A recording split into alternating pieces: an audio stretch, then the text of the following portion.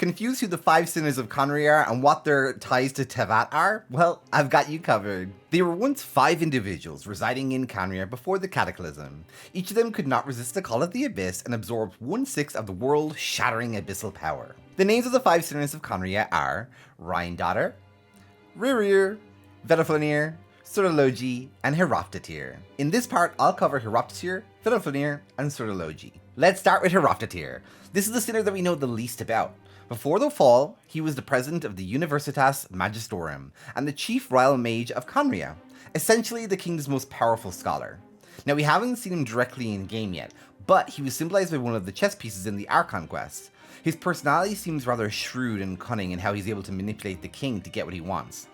And the fact that we've yet to see a trace of him in the world of Tevat, well, that's a little concerning. Vedalfenir, the brother of Dainsleif and one of the king's most trusted advisors. He was a visionary and it is stated that his prophecies were never wrong. But when the king's behavior began to change, Vedalfenir tried to give him a warning instead of a prophecy.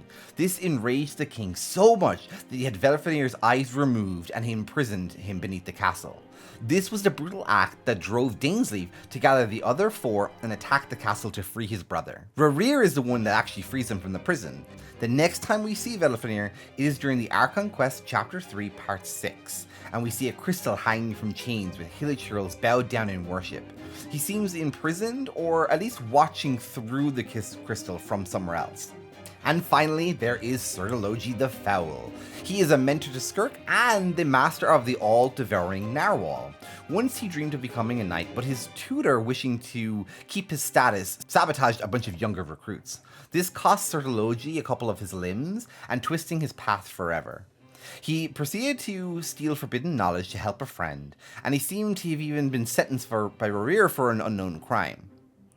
When he gained abyssal power, he claimed that he no longer cared for the world, even believing himself capable of ending Khaenri'ah's immortal curse bestowed by the Shades. This was not proven though, so bear that in mind.